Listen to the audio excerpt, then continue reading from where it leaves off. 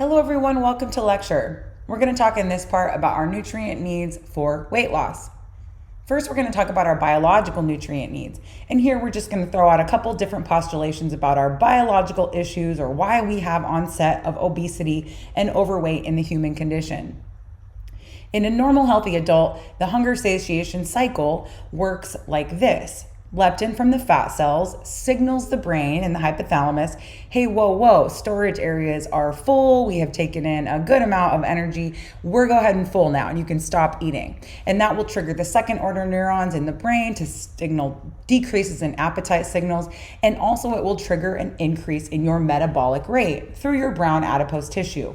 And we'll talk lots more about brown adipose tissue as this lecture progresses. But overall, there's an effect where you stop eating and you have an increase in energy expenditure.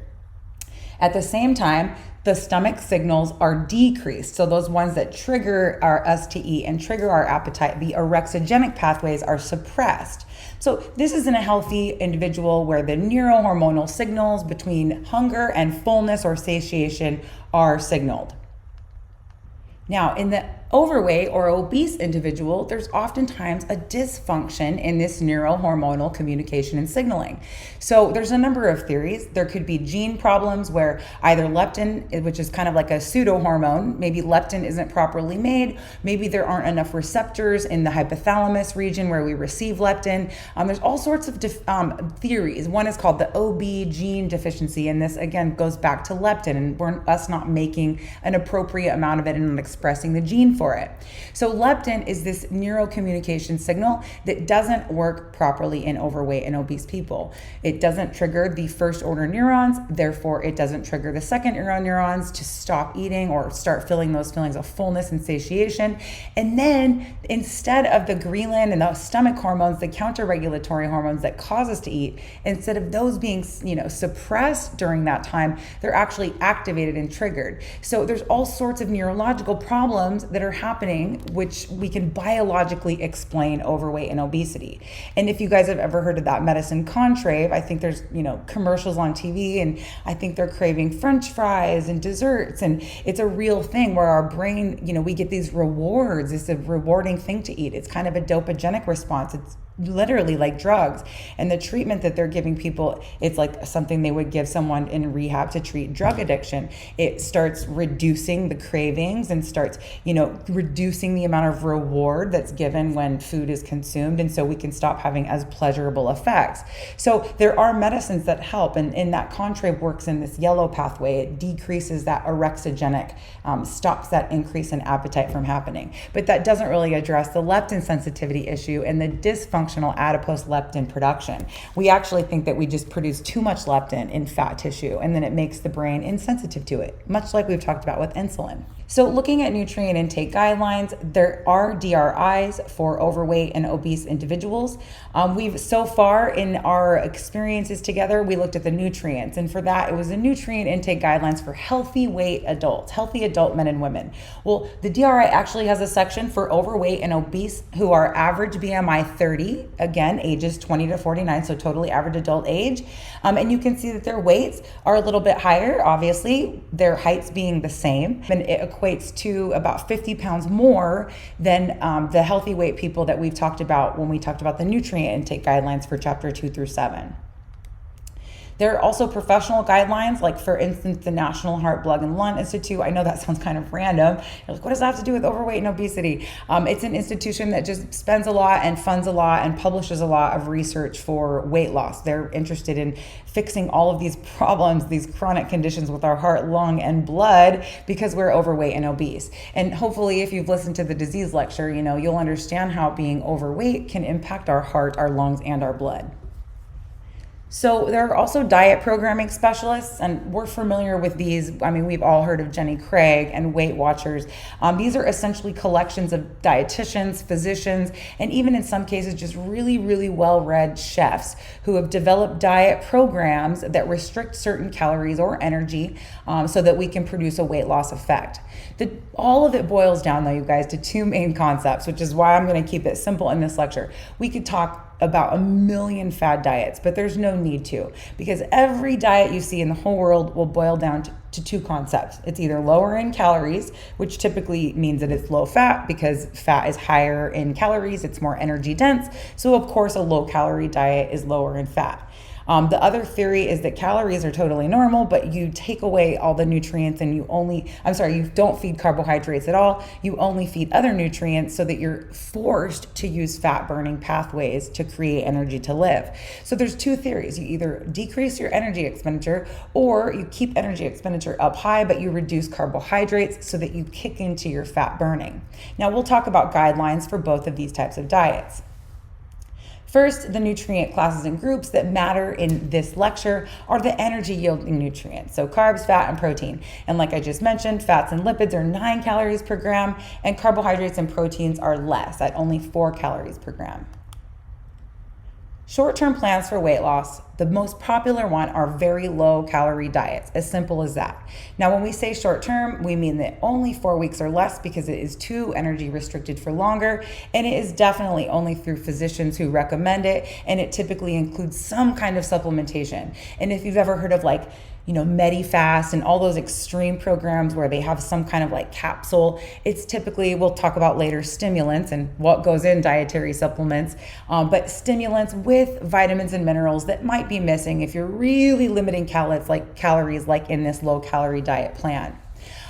Just to kind of give you guys an idea of what or how they come up with the numbers in a very low calorie diet, it's about half of an individual's resting energy expenditure.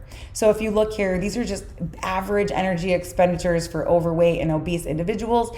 And if I just use the average that I presented a second ago for the average 30 BMI adult man and woman, they would be this tall and this heavy, which means that they would expend their resting energy expenditure, which I don't expect you to remember this, but it means the basal, completely sleeping kind, plus the kind after you've eaten and you're sitting up and all of those things, your resting energy expenditure. So if daily resting energy expenditure in this individual, being a girl, is 2184. So in the instance of a very low calorie diet, you would just cut that amount in half. So this individual would have a diet plan that would be right around 1,050 calories. And for the man, on the same example, we'd be looking at a diet, somewhere in the zone of 1,300 or so. So looking at an example of a very low calorie diet, 1,000 calories, just to kind of see how it compares to the AMDR, it's actually similar. It's within the ranges for calorie distribution. It's just very low in total gram amount. So instead of having that 300 grams per day or that 60 grams per day or that 60 grams, actually protein is pretty similar, but fat and carbs have been dramatically reduced to lower levels. Now, the other way that we do short-term weight loss diets are with ketogenic strategies or plans. And these are typically less than 20 grams of carbohydrates per day. So ketogenic diets should definitely go with an adequate amount of daily water, because you are going to be getting rid of all of your glycogen stores, and with that's going to go a lot of water, so you can tend to get dehydrated in these diets. Now, take a look at the macronutrient distribution, or the AMDR. The guidelines are on that very bottom row, and you can see how off we are on all of them. So ketogenic diets throw off the normal balance, and that's why we would call them short term. They're not anything that you're going to do for a long period of time. Carbohydrates are going to be less than 5% of calories, and we double our intake of fat and protein at 63 and 32% compared to that 20%. We're usually promoting low fat, so we're really increasing our intake of fat, and in some cases that's 3 times the recommended amount. So ketogenic diets are drastic short-term weight loss, and again, they force your body to use an alternate route of metabolism, which is going to increase our use of fat. And of course, we'll talk more about that in the point 3 component. Now, longer term weight loss plans are simpler. We're looking at longer plans that can go anywhere from 12 to 24, and I only put 24 because that's the common amount, but these can go as long as, a year, 18 months. These are long-term diet plans. These are diet plans where you can get in all of your nutrients that you need in a day, but yet maintain steady and healthy rates of weight loss. Now, a low-calorie diet plan is going to be about 500 to 1,000 calories less than an individual's complete EER, which means their total daily estimated energy requirement. So now we're looking at not just their resting, but their overall energy requirement, and we're going to take about 500 to 1,000 calories from that. Now, how we calculate an individual's estimated energy requirement is the same thing we already presented to you before in the first chapter. There's this algorithm that we use, and you can of course find online calculators, but essentially these equations, you put your height, your weight, your age, and now we discuss the importance of the physical activity level. You can see here how estimated energy requirements for someone who's sedentary, this factor in the equation is a 1, meaning that there is no multiple or weighting of that physical activity section. But if you're physically active, we can go ahead and multiply this by more than 1 so that we increase the total estimated energy requirement, which is good. So we want to make sure that in a weight loss plan, we're certainly emphasizing the importance of physical activity. On that note, and another thing, if you ever look at your chapter 1 formula, which looks just like this because it is from the World Health Organization, what you'll notice is the physical activity levels are a little different. And the reason why is because it costs overweight and obese people more energy to do physical activity. So their factors, or their PA factors that we would use in this equation, are higher for men because their body weight costs more to do the activity. So the PA factors are higher. So you guys can look here. I don't need to read every word, but what sedentary, active, and very active individuals mean. We'll talk more about exercise and the exercise component, but essentially it really goes a long way in extending the amount of calories that someone can have in a day or accelerating the amount of weight that they lose. So looking back on this, yes, it is important to have physical activity included in the low-calorie diet plans because they're longer term and slower. Now, I'm going to talk about this again in the component section, or kind of like the outcomes of the weight loss diets. But essentially, these are set up so that you lose about 1 pound to 2 per week. And I'm only bringing it up because students sometimes ask about the 500 to 1,000 calorie mark, where we get that from. And where we get that from is that 1 pound of weight lost is 3,200 calories. You can see that right here. Now, if you've ever studied weight loss before, you'll know the old adage is 1 pound is 3,500 calories. Well, that's true if we're only counting fat loss, because fat is 9 calories a gram. But if we're looking at what's really lost, which is about 3/4 adipose tissue and 25% lean or protein tissue, lean mass, then what we can find out is that it's actually not 3,500 calories a pound. It's about 3,240 calories per pound. So the whole point of that is that for every pound lost, it takes about 3,240 calories in deficit. If you divide that over a 7-day period, it comes out to just about 500 calories a day. So it's a simple thing to shoot for, and 1 to 2 pounds is the guideline for safe and effective weight loss over a 6-month period. So again, we're talking slower, longer term, but more reasonable, more sustainable, nothing drastic. Also, just to point out, the AMDRs are within the appropriate AMDR. We're just slicing a little bit of the gram amount and total calories out of each of those different macronutrients, but same amount. And again, importance of physical activity for expenditures. Now, looking at behavioral needs for weight loss, this is a particularly interesting topic because certainly there are biological needs. There are neurohormonal issues with why we're overweight. We certainly eat too many calories, but we have different resting energy expenditures. But how does this happen, or why does overweight and obesity happen? And looking at the internal things, the individual personal factors, there's all sorts of things that can contribute. And it's, again, a milieu of just a storm of different things that take place. But looking closer at, just for instance, research-based things. If someone is just in the habit of snacking, that is a simple psychological factor. Habits, we have them. I bite my nails. Some people have all sorts of habits. We all have habits. Snacking is a habit. If an overweight and obese person snacks too much, watch the effect of this. So this is actually research done, and this is another topic, but food away from home, which we'll touch on in a second.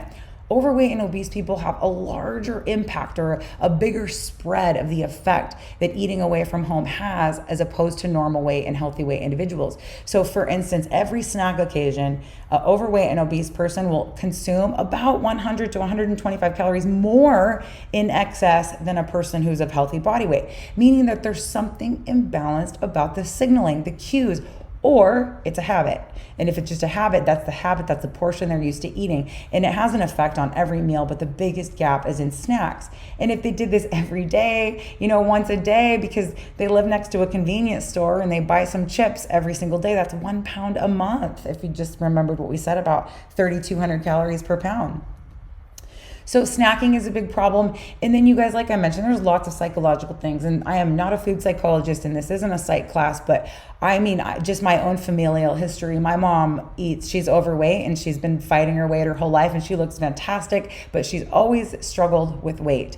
And one of the main things she always talked about was she grew up on a farm. They had zero tolerance for waste. They never wasted a drop. They used every single thing. And I mean, I personally have a huge problem with food waste in the world and in the United States specifically.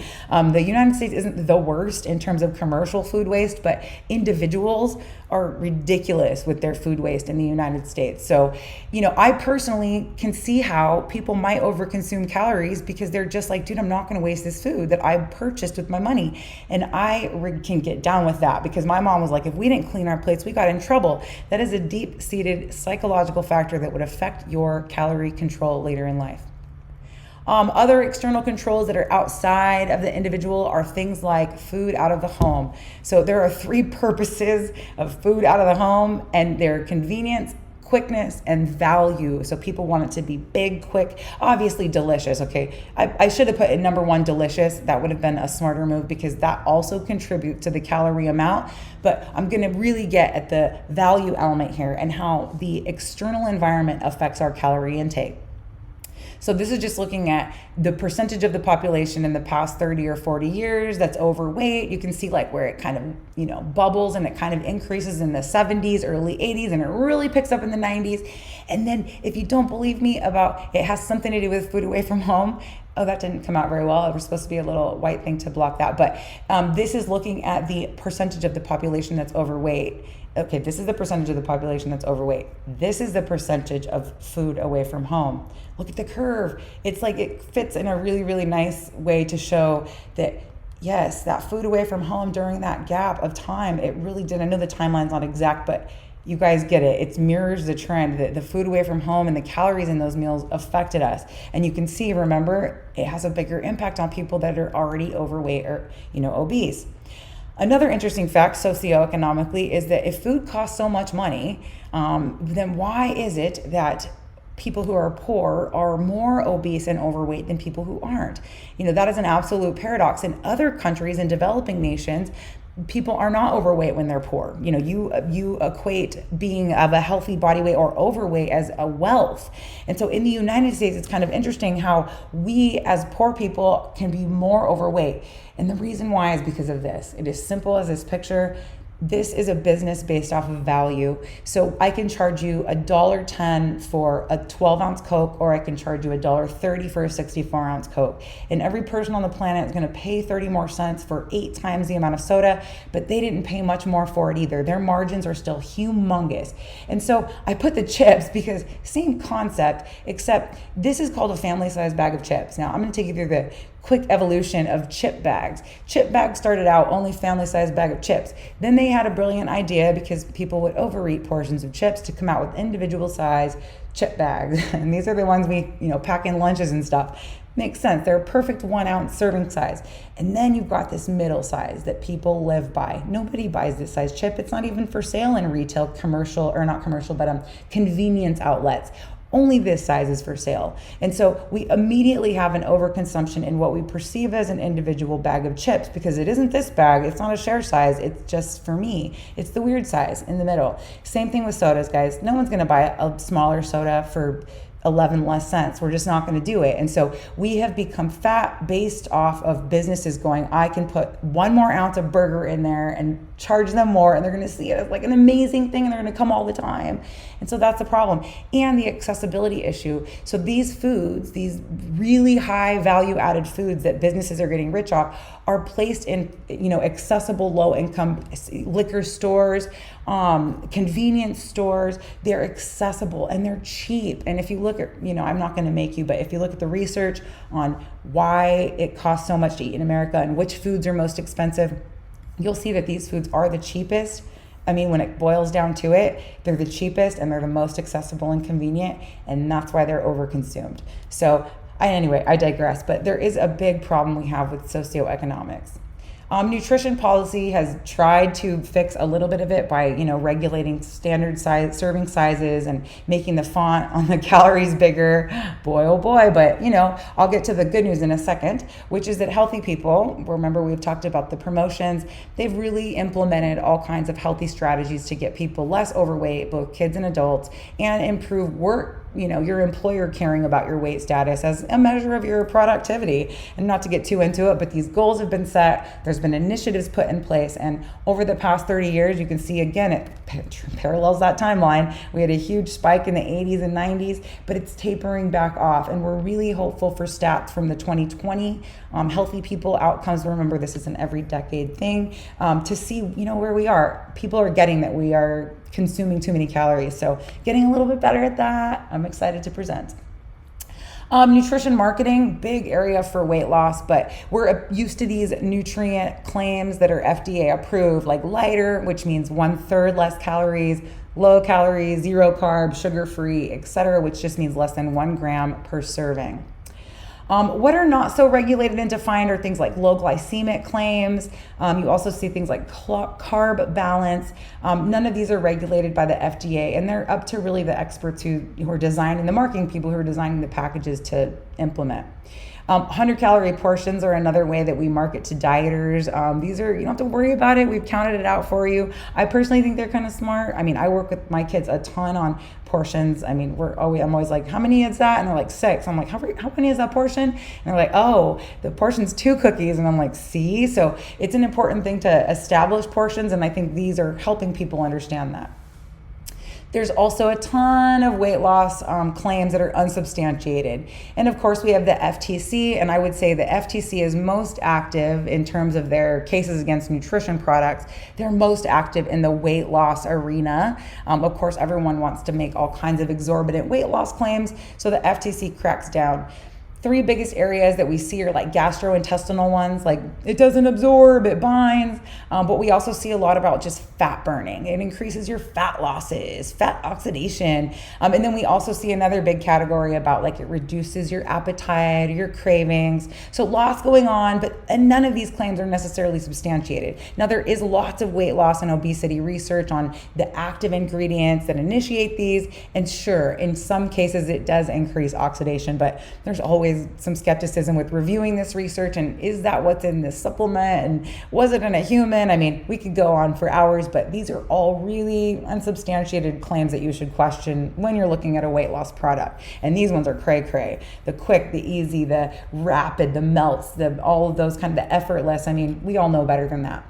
So anyways, thanks for listening to Nutrition Needs for Weight Loss. We'll talk next time about nutrition sources for weight loss. Hi, you guys. Welcome to component 2, nutrient sources for weight loss. We're going to first look at nutrients in whole foods for weight loss. Just to remind you of the value of the energy yielding nutrients is anywhere from 4 to 9 kilocalories per gram. So we're going to look at foods in this section based off of whether they're categorized as very low energy density, which is anywhere from 0 to 0.6 calories per gram, or low energy density, which has a little bit more calories per gram and typically a little less water, as we'll see. So if we look at fruit, you can see that there are plenty to select from in the low energy density and very low energy density areas. And like I said, the main difference is the amount of water. You can see that the very low energy density, like tomato and raspberries, have a higher percentage of the weight as water. Therefore, there's less sugars and things like that to contribute to the energy value. You can see that there are very few fruits that are going to fit into a low carbohydrate diet and none that fit into a carbohydrate-free diet. And also, this is an interesting time to point out, if you're thinking back to when we talked about carbohydrates, you're probably like, well, doesn't avocado have carbohydrates? And if you're not, that's okay too. But yes, avocado does have carbohydrates, but it's in the form of soluble fiber. And so because that's indigestible, we're able to subtract that out from the total carbohydrate content. And I'll show you another example of that on beans in a few minutes. So several vegetables fit into the low energy density and very low energy density categories. They contribute a ton of water, just like fruits. They also contribute fiber, which can be subtracted out, and overall very few amount of calories because they don't have any fat. There's also plenty of vegetables that fit into the low carbohydrate category, Even less though that fit into the zero carbohydrate category, but all of these provide less than 5 grams per serving. Something interesting to note though is you can't have any of the starchy types of vegetables when you're following a low carb diet plan. So no potatoes and no corn and anything that would store starch in a higher amount than these high fibrous storing vegetables. The beans and legumes and nuts and seeds, these are also low energy density. Even when cooked with a little bit of fat, they're still contributing an energy density score that's, well below anything that we would consider to not fit within the profile of a low calorie diet. I also highlighted in pink the difference between the energy density score when we considered the fiber, which was included in the total calories, and when we took that out. So since fiber is indigestible, we can subtract out those calories that are contributed from fiber to get a lower energy density score. So low carbohydrate foods, there's plenty in the nut and seed arenas. They don't store a lot of starch, obviously, and they're high fiber, so you can subtract that out. Lots of nuts and seeds fit low carbohydrate diets. Now, animal foods contain a variable amount of calories, depending on what we're talking about. They're typically a little lower in moisture in all categories than are the fruits and vegetables, unless we're talking about, fluid milk. But typically, like when we're saying meats and cheeses and things like that, they're typically lower in moisture than our fruits and veggies. They're variable in their calories, and they're generally better for carbohydrate restricted diet. So meats have a variety of energy densities, with cooked egg white being the only one that's very low energy density. After that, chicken, packed tuna, beef, they're all anywhere between the low to intermediate and even some in the higher energy density categories. But there are lower energy density options, and those are listed here. There's also all the meat choices in the world for the zero carbohydrate and low carbohydrate diets, because they don't store, they actually do store a tiny bit of glycogen, but a lot of that glycogen is broken down over time, and it's not enough to contribute significantly in a way that, it contributes carbohydrates to the diet. So lots of low energy density options in the milk category, as long as you're sticking with skim and low fat options. And of course, because they're high moisture, high fluid, they're of course per gram providing a low amount of calories. So they're classified as low and very low energy density. Some of those milk products though are higher energy density, but friendly in the zero and low carbohydrate diets. So cheese, for instance, has very low carbohydrates. Most of it is fat and protein, and so all of the carbohydrate or lactose has been extracted out with the moisture, and because of that is zero carbohydrate or low carbohydrate per serving. Nutrients in processed foods and formulations for weight loss. So there are all kinds of different things that we take from whole foods and extract out to make weight loss products. For instance, we know how to make sugar alcohols, and we've done that in labs using all types of natural and synthetic starters to make sugar alcohols, which are essentially like sugars with a little chemical configuration change that makes them less absorbable, therefore only 3.4 calories per gram instead of 4 calories per gram. So they reduce their energy or caloric density. Non-nutritive sweeteners are another chemically derived, sometimes naturally derived product that takes sometimes sugar, derivatives and changes them. So for instance, sucralose, which we know as the yellow pack or Splenda. This is actually where they take sucrose molecules, which we've heard of sucrose, it's table sugar, and they modify it and attach a chlorine to one of the bonds, and this makes it indigestible. So this particular non-nutritive sweetener is indigestible. Whereas one like stevia, derived from natural sources because it's derived from the plant, although I wouldn't say it's completely all natural because has maltodextrin fillers and it's been steeped and processed in all kinds of ways, but it's derived from a natural source. But this type of sweetener is modified so that it's so concentrated that you just don't have to use a lot. So it can be used in minute amounts compared to the amount that we would use from table sugar. So it's not necessarily technically that much less calorie dense. It's just that you can use so little of it that it doesn't contribute significantly in calories. Fats and oils, we have all seen products like this. These are also not necessarily calorie free. It's just, again, the quantity that you use. They're designed to mist out in a way that coats the pan. It's just different than putting a tablespoon of butter in the pan. So these aren't calorie free. It's just a quantity concept, just like with the non-nutritive sweeteners, or some of them. Fats and oils, though, are fine on zero carb diets. Some of the functional additives we see in weight loss supplements are derived from dietary sources. All of these we could talk about, but ones that are most common are things like green tea extract, green coffee bean extract, or ECGC, capsaicin from red peppers. All of these are, derived and extracted from dietary sources, but their basic function is that they stimulate metabolic rate, or they stimulate some kind of catecholamine response so that heart rate is increased and metabolic rate is stimulated. So stimulants. And these additives we will talk about again in the component 3, where we talk about how different dietary treatments have an effect on the way that we process nutrients. Packaged food products, there's a huge range of products that are formulated, but the ones that we're looking for in weight loss diets are low calorie and calorie free, low fat, fat free, low sugar and sugar free products. Bottled beverages, we're looking for ones that are diet categories, or water, tea, and coffee that have no sweetening additives. Condiments and sauces, there's a range of low energy density condiments and sauces. Most of these, again, are in the fat-free category. So your fat-free dressings are low energy density and only as a product of their high fluid content. You wouldn't want to have more than 2 tablespoons of them, or they wouldn't be low energy density. Apple sauces, again, high fluid level, low energy density. Marineras, high fluid level, lots of tomatoes, low energy density. There's also 0 carbohydrate sauce choices like soy sauce or hot sauce that don't provide any carbohydrates.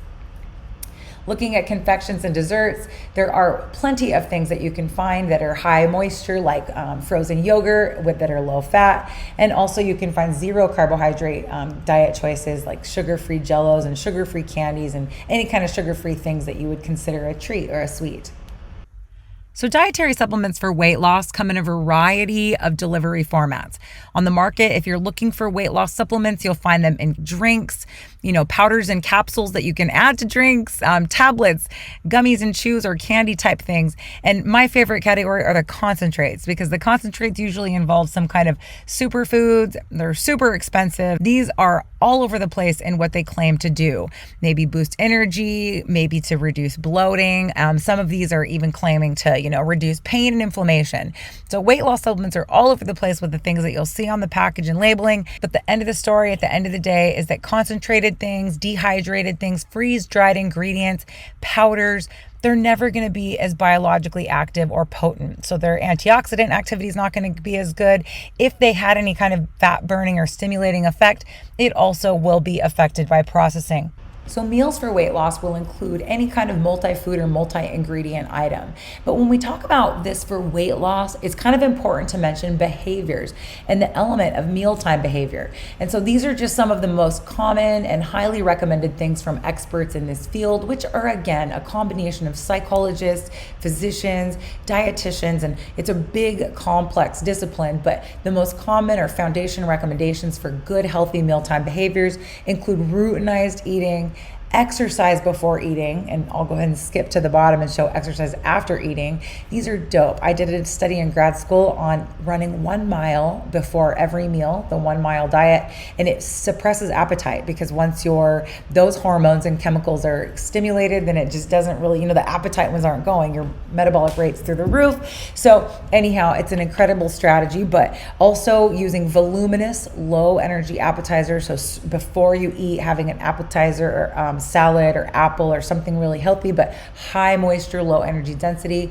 And then also psychologically just practice portion visualization, making sure that you're thinking about the size of portion that you expect, making sure that you're using the appropriate size plates so that the portions look more valuable and pleasing. And then the exercise after eating to stimulate insulin, because if we can stimulate insulin, we can stimulate glucose uptake. We have less sending to adipose for fat storage. When it comes to healthy meal preparation, it's all about focusing on those high moisture ingredients and dishes, soups, salads, things that take up a lot of room in your stomach, but don't consume a lot of calories per gram. Also about cutting out fat and making sure that you're choosing alternates for things that contribute a lot of fat during cooking. When you're choosing meals and dieting for eating out, making sure that you're looking at portions is important. So whether that be splitting desserts, splitting dinners, taking half of your dinner homes, or whatever it is, making sure that you're not consuming as much if you find yourself at a less healthy restaurant or ordering less healthy things off of the menu. And that is all I have for foods and meals for weight loss. Thank you for listening. In this component, we're going to talk about nutrient processing for weight loss. Nutrient digestion and absorption for weight loss involves a couple surgical or medicinal or dietary methods to prevent excess nutrient absorption. Starting with strategies in the mouth, we're able to develop products to anesthetize the tongue so that they're not able to enjoy as pleasurable sensations from eating. Sounds kind of like torture, which is why they're not very common and heavily used in the human population, but they do exist. Now, more progressive and neater ideas for controlling food intake through decreasing mouth sensations is this new compound called miraculin, and we call it miracle fruit for short. Now, this miracle fruit product has a derivative that we can put into these tablets that we put on the tongue. And as they melt and dissolve on the tongue, it changes the neurochemical reception of sweet tastes and sour tastes so that sour tastes are perceived as sweet. So we can use less sugar, more acid, and people will perceive a higher sensation of sweetness. And so there are more exciting things on the market and being developed all over the world to help combat the problem of obesity and the enjoyable sensation on the tongue and in the mouth from eating foods. There are also strategies that target the stomach, many we're familiar with. We just talked in component 2 about high moisture, high fiber foods that are really high volume so that you can consume more and so that they fill you up and provide just all those claims on those supplements. Satiation, increases feelings of fullness. That's exactly what, eating a salad does. I had maybe a decade stretch where I put everything on a bed of lettuce just to, comply to the volumetrics principle. I would have some meatballs, I would put them on a bed of lettuce. I would have a piece of pizza on a huge bed of lettuce with a little extra marinara. But the point is making your delicious meals, more voluminous. We all are kind of familiar with surgical methods too. We may even have family members who have had these done. There's sleeve procedures, there's bypass procedures, which are, the oldest of these surgical methods where they basically make a tube that bypasses the stomach. And because of the lack of digestion, the small intestine doesn't absorb as much. Therefore, less energy is absorbed. The band kind of has a similar concept, only this method kind of reduces the amount the stomach can hold so that those feelings of fullness are sent quicker to the brain. So as the stomach expands, it's like, oh God, it doesn't feel good to eat anymore. And that's the mechanism to control eating volume. There are also lots of dietary compounds that we use. Some we've mentioned before, one I'll introduce now. So in the lumen of the small intestine, where normally we would have enzymes hydrolyzing or breaking down nutrients, there are particular compounds in the diet that they are unable to do that to, and that's the strategy. So one we already talked about, sugar alcohols. These are adapted so that they are less basically digestible and they can't be broken down by enzymes as quickly. Sucralose can't be broken down by enzymes at all, and therefore it's completely inhibited from being absorbed. Olestra is a fake fat. It's been used in products like Doritos, but it's been pulled off the market because it just created problems with diarrhea, as we'll get to in the next section with the large intestine. But olestra is a compound that has basically like an artificial bond for this fatty acid that we just don't have the enzyme to digest. And so therefore it's indigestible. But you'll imagine in a second how that could create problems later, distally in the large intestine. Also, there are compounds that we have in supplements. I told you I'd highlight a few as we went through component 3, like chitosan, which is a fat blocker that we can consume in a supplement form, and it's supposed to do something to fats that make them indigestible to our digestive enzymes. In the large intestine, these indigestible things like sugar alcohols and that olestra that didn't really work well on the market in chips and a few other big, high-end test market products, they're left undigested in the large intestine. And this, because if you remember, the product of osmosis is that those high concentrated solutes pull in water. And so because of that high concentration of solutes in the large intestine, it's going to pull in water from the passing, circulatory system, and it's going to create that water pull-in effect and diarrhea. When we look at nutrient transportation and homeostasis for fat loss, we see a few different changes. For one, the minute you restart an energy restricted or even carbohydrate restricted diet, there's an immediate response to increase the plasma level of nutrients. The endocrine system responds to energy restriction by stimulating the metabolic endocrine systems to release hormones that start secreting nutrients out into the blood supply. And essentially, I'll just say it here, it's glucagon. We're going to get to the hormones in a second, but glucagon is secreted from that pancreatic gland, which was showing as the example. Now the glands, the responses to energy and carbohydrate restriction are as follows. There's going to be a drop in pituitary response, which causes a decrease in the secretion of thyroid hormone. And this is going to cause a counter-regulatory response where the pancreas increases its secretion of glucagon to recover those low blood nutrient levels. And the adrenal gland is stimulated because this also stimulates nutrient breakdown and kind of like that 911 let some nutrients go effect. We also have adjustments in our nutrient metabolism when we're on diets to achieve weight loss. The first thing to know is that decreased hormonal response and that decreased thyroid T3 response causes a decrease in your brown adipose tissue activity.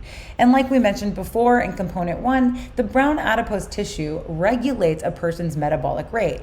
So the minute we stop eating energy or carbohydrates, our body has a response to conserve that metabolic speed. So we start lowering that resting metabolic rate and our nutrient turnover is slower.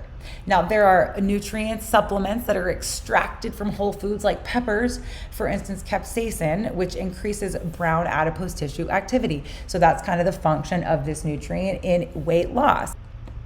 Now we have a big increase in the lysis pathway activity. And remember, those lysis pathways are catabolic, so nutrient catabolism, where we're bringing nutrients in, breaking them down for energy, and where we're taking nutrients that are stored in the cell and breaking them down to send them somewhere else where they're needed. And that's called nutrient catabolism. The nutrient degrading tissues are primarily the muscle and the liver in the way that they degrade quickly glycogen. So when you immediately start restricting carbohydrates in a ketosis diet, you're going to have an immediate response where the muscle and the liver start breaking down glycogen or glycogenolysis. And this is stimulated by the hormone glucagon. You also have degradation in the white adipose tissue or the fat tissue, and that's going to take the fatty acid reserve, and in response to epinephrine and glucagon, a big release of fatty acids into the blood supply. And of course, this is wonderful because we access that stored fat that has increased the size of those adipose cells, and as those adipose cells shrink with the loss of those stores, we see successful inches lost from places where we've stored that fat. So this is in response to both energy restriction and carbohydrate restriction. Now, I brought up here the supplement bottle because I'd like to point these out along the way. Occasionally, these supplement products, not occasionally, most of the time, they contain those stimulants like we mentioned. And that leads back to that slide looking at those stimulant ingredients. These all cause an increase in adrenal activity, an increase in norepinephrine and epinephrine, which causes that increase in release of free fatty acids. Now, we also have an increase in the way that muscle, liver, and intestines are metabolized during energy restriction. Now, carbohydrate isn't up here because in carbohydrate restriction, oftentimes energy levels are adequate so that you don't really have to facilitate a huge breakdown in your protein tissues. So in the case that there's energy restriction so that all nutrient supplies in the blood are limited, we start getting into our liable amino acid reserves, which come from our intestinal protein, our liver protein, and our muscle protein. And in those instances, energy restriction initiates proteolysis, which is where whole proteins are broken down into their amino acid singles. Now, in the case of prolonged and sustained carbohydrate restriction, two important metabolic pathways kick in. So, in the liver, any of these amino acids or glycerol can be converted to ketones. And those ketones, as we'll look at in a second, can be used by the heart and by the brain for energy, just like acetyl-CoA, because ketones are converted to acetyl-CoA to pass through the Krebs cycle, just like glucose and fat, exact same pathway. So in this instance, we can work the liver in these carbohydrate restricted diets, make it convert everything to ketones, which can be used by those high nutrient demanding tissues. Also, ketones can be converted back to glucose as can, and we've learned about before, those other substrates. Amino acids, glycerol, and fatty acids can all be converted back to glucose because that's how much the brain needs it. When we've restricted carbs for so long in the diet, the reason we really start losing a lot of weight is because it's really pulling amino acids, it's pulling those fat stores, but it's pulling them simultaneously and quick to convert them to ketones for use and conversion to glucose to sustain blood glucose levels. So hopefully you have a good idea of the metabolic adjustments. I guess I should remind you again here, the ketone demanding tissues are the muscle and the brain, both which use ketones at a high rate. And the byproduct of ketosis, which is the metabolism or the lysis is missing, but osis is kind of the same thing. The product of that is acetone, which if you've ever been with someone on a really low carbohydrate diet, they'll have that kind of acetone smell on their breath. And that is very much what that is. It's just a processed ketone. All right, you guys, that's all I have on nutrient processing for weight loss. Thanks for listening. Okay, in this component, we're going to talk about the functions of diets for weight loss or weight control. And I'm going to be really quick because I talked way too long on component 1, 2, and 3, looking at nutrient needs, sources, and processing in weight loss. So first of all, like always, we talk about our nutrient restrictions and structures or nutrient structures. And in this case, I added the restrictions in there because we're looking at the changes in nutrient structures for weight loss. First of all, at the tissue level, we could always start at the cell and molecular level also, but I started at the tissue level looking at changes in that white adipose tissue. So energy and carbohydrate restrictions will stimulate reductions in that white adipose tissue, which if you remember way back to the very beginning, will improve leptin signaling. It will improve the brain's sensitivity to leptin, and it will stop generally overeating, or at least cut into it. Also looking at the changes in nutrients and body composition with weight loss diets, we have changes in total body fat. And anywhere from 10 to 20% of body loss can be lost in as little as 6 months with calorie and carbohydrate restrictions. Not only does this improve the quality of life and it definitely lowers disease risk, but a less quantified thing is that it really improves confidence, self-esteem, physical abilities, and obviously the way people feel psychologically. Now, some of the functions of weight loss and nutrient restrictions when it comes to energy are related to our thermoregulation or thermogenesis. So if we look at utilized nutrient energy, following our outline, obese adults utilize more energy. So you can take a look at your basal energy expenditure across different BMI categories. So these are different body weights for the same height. Okay, so as BMI increases, you can see that basal energy expenditure increases, and this has nothing to do with anything except the added expense for being overweight. Candle is the good way to think about this because the way it's burning, that big flame, it's the same size candle. You can imagine that big flame is going to burn out quicker. So it's not great that they're running on this like really high turnover and metabolic rate all the time. It's better to control their thermoregulatory efficiency. So on that, we can look at the energy expenditure, which we can, of course, measure by putting people in those chambers, looking at the amount of heat and oxygen and, different gases they expel to measure how much energy they're expending. And what we see is that energy restriction or diets that are low in calories or energy lowers brown adipose tissue.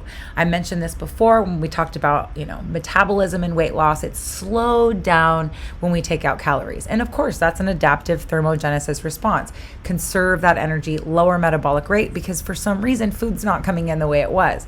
So that is not necessarily great when it comes to weight loss, but we have to counterbalance that, of course, with physical activity. So that decrease in resting energy expenditure and metabolic rate, we counterbalance with physical activity, and the ultimate outcome of that is a better thermoregulatory efficiency when it comes to body heat.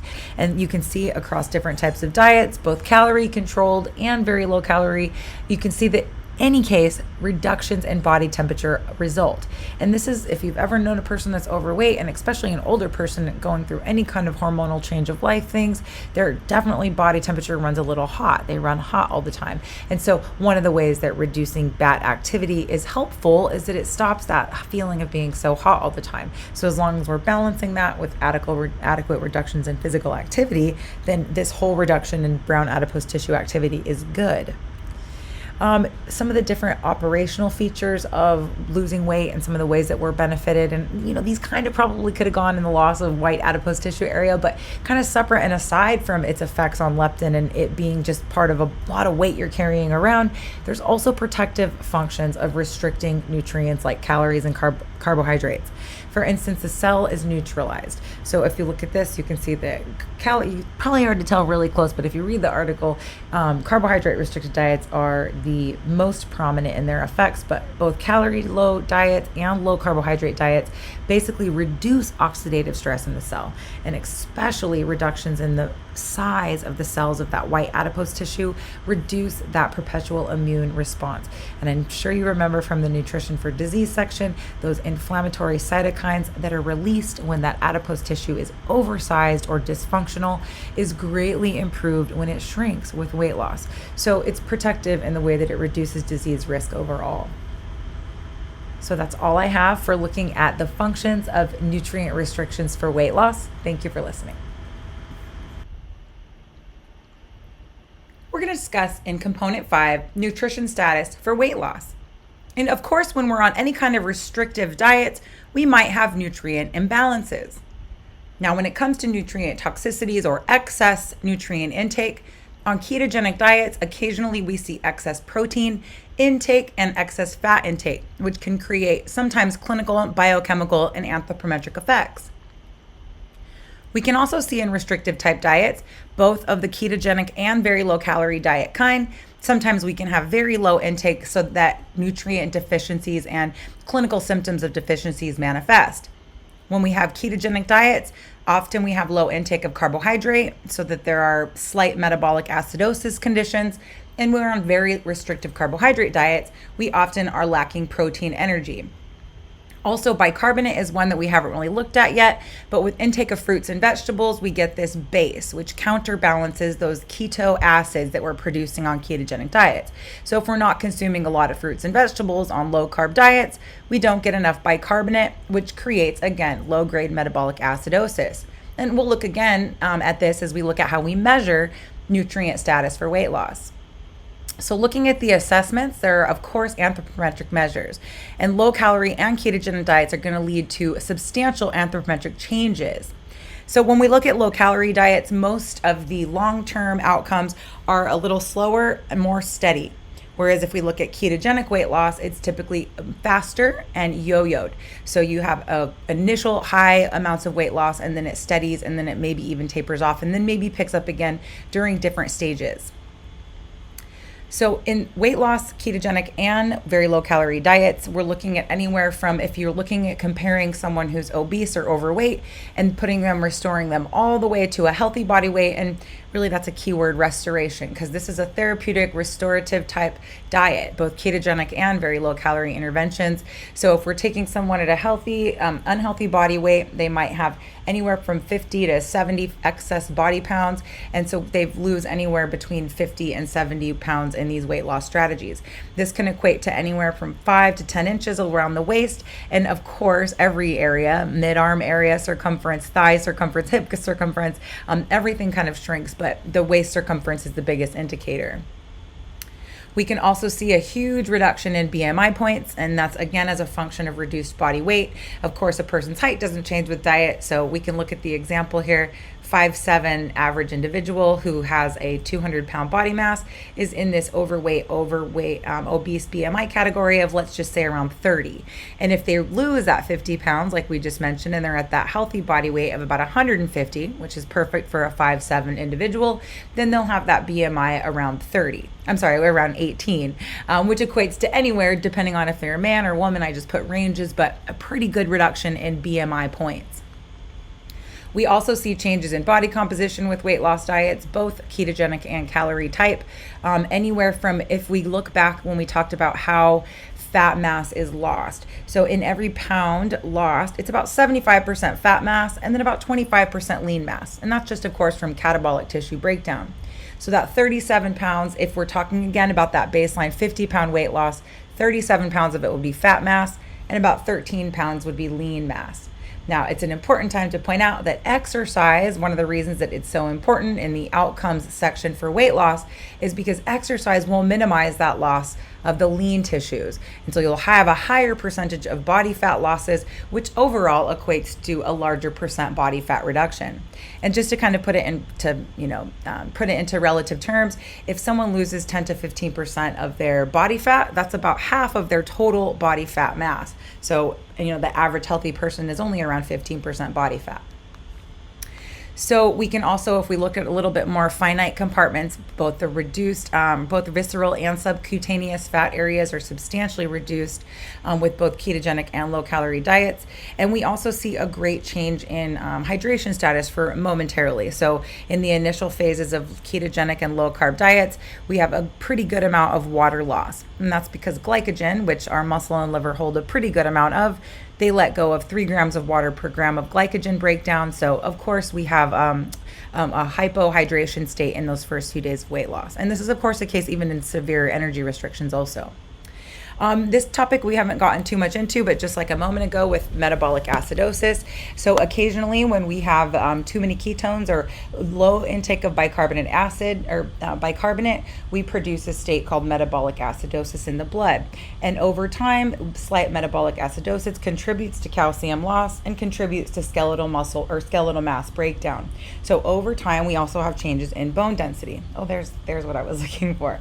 But these are just with ketogenic diet. So we aren't going to see in a nice balanced low calorie diet or even really very low calorie diet, we're not going to see as much of these water changes and bone density changes because we don't necessarily have acidic states. We're still consuming fruits and vegetables, just in fact, lots of those, just lower calorie amounts of them. So we still are consuming bicarbonate. We're not in high states of metabolic acidosis because we're not producing ketones.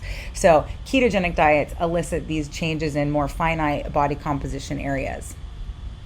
Now, also when we talk about biochemical measures, we'll kind of stick with ketogenic diets because ketogenic diets alter all kinds of biochemical things. Number one, in the blood. And we can measure these with all kinds of meters that they have out on the market, but we can get the best and most accurate and most reliable indicator of ketosis. So ketosis is a healthy thing that happens with, ketosis diets or low carb diets.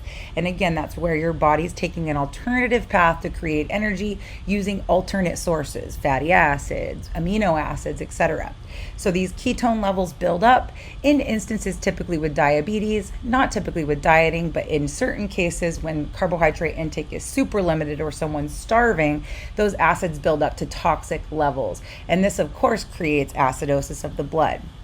Now, we also see, like I mentioned before, reduced levels of serum bicarbonate, which again shows low levels of bicarbonate intake, and that obviously exacerbates the problem with the acid production. We can also see that in high protein diets where we are, restricting carbohydrates, we have to have nutrients from somewhere. Those come in the form of fats and proteins. And both fats and proteins in excess are taken to the liver and packaged as cholesterol to be transported elsewhere for storage. So we'll have increases in serum cholesterol when we have really carbohydrate restricted diets that are super high in fat and amino acid calories. We can also measure ketosis with breath. This is one particular type of device. It's called Ketonix. It's like a little handheld breathalyzer, basically, that you breathe into, and it measures acetone. And like I mentioned before, because of the acetone production, you can actually kind of smell this on the breath of someone who's on a really low restrictive carb diet. We can also measure our ketones in our urine.